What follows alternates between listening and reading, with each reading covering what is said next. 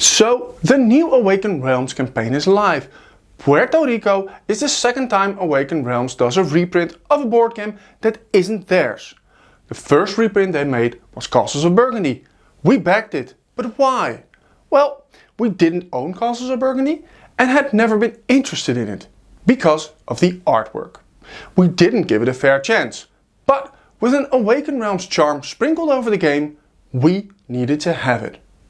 Boy, this was a good choice. Castles of Burgundy is a solid game and it needed an art and components upgrade. So, does Puerto Rico suffer from the same illness? And has it the same solid core? Let's jump into this video and take a closer look into Puerto Rico.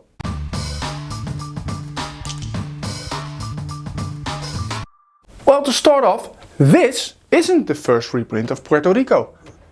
This box we own is already an upgraded version of the original game, which was released back in 2002. Puerto Rico is a game for 2 to 5 players and has several expansions if you buy the 1897 edition. Puerto Rico currently ranks number 45th on the BGG ranking list. The goal of the game is to have the most victory points. I'll get back on how players gain these victory points. Puerto Rico in a nutshell. Players have their own tableau on which they can place crops, stone pits and buildings. Crops and buildings do nothing without workers. You need to place a worker on a crop and on its matching storage facility to be able to produce that type of goods.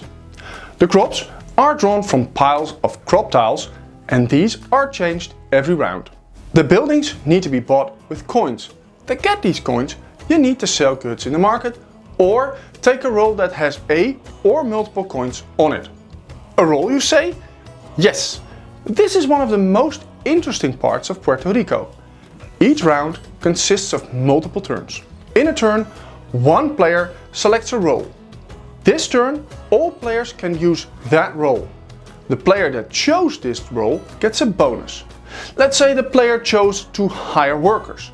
Now, they have to take one worker from the available worker tableau and one extra as a bonus. Then the other players can hire a worker if there are any left on the board. Other rolls have other bonuses, like a discount on building a building or getting an extra coin when trading. The fun and strategy of Puerto Rico is in choosing a role that benefits you more than the other players. Now, this sounds easy, but it can be pretty challenging. For instance, you can choose to take the captain so we can all start loading our goods onto the ships to get victory points. But I see one ship is still empty and 2 ships already have wares on them. I can choose to fill the empty ship with a resource that I have the most of. But that resource can't be in the other ships. Say I can get 3 sugar on this boat of 6 storage spaces. Frank is next to me and also has sugar. Well, he can put sugar on the boat too, and if it's full, it sets sail. Now, if the other boats have coffee and fruits, and I only have tobacco, I can't make that trade. Frank does have coffee, so he can try and fill up the other boats too. Now, Frank doesn't have tobacco. I just gave him 3 points. If I put tobacco on the first ship instead of sugar, it didn't help me that much. But it sure didn't help Frank either. This is where Puerto Rico shines. Your perfect move can be near perfect for the other players. Your almost perfect move could have 0 effect on the other players. So, once there are no more available workers on the worker tableau and in the workers pool, the game ends. Once all victory points are gone, the game ends as well. Victory points are kept hidden for some reason. Now, it's on to scoring. Buildings that are occupied score victory points as well. Now, if your victory points are already gone, this doesn't mean you can't score any more points for the buildings. You need to get a pen and paper. But hey, if you enjoy our content, take this moment to like or subscribe to our channel. Or let us know if you agree with us or not. We really enjoy your reactions on this channel and it helps us to create even better content. So, on to our thoughts? Well, we played the base game of Puerto Rico a couple of times. We actually bought it earlier this year to be able to make this video. I have mixed feelings about the game. On the one hand, I really enjoy the core mechanics of the game.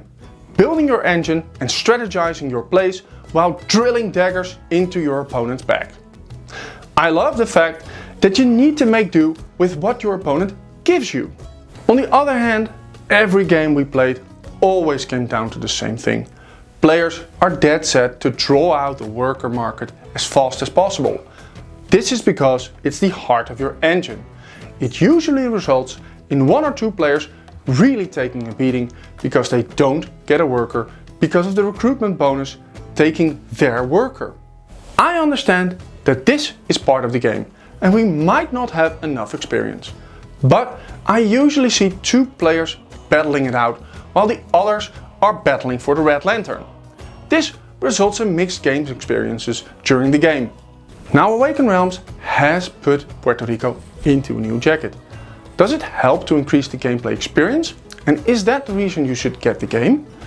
Well, yes and no. The fact that they use double-sided cardboard player tableaus is a perfect score in our book. The worker discs have become plastic figures. Oh yes, it looks better, but it doesn't really help the gameplay experience in my opinion. The ships are now 3D and resources can be pinned on it. Well, again, it looks great and it's an okay upgrade, but there's really no use for it. The market with the available buildings, well, I am not just sold on that design. Puerto Rico 1897 is available in the EU markets for just 40 euros. But I bought it in retail for just 20 euros earlier this year. Awaken Realms is asking 59 euros excluding VAT and shipping. So you're probably looking at 80-ish euros. Personally, I find that too steep for Puerto Rico.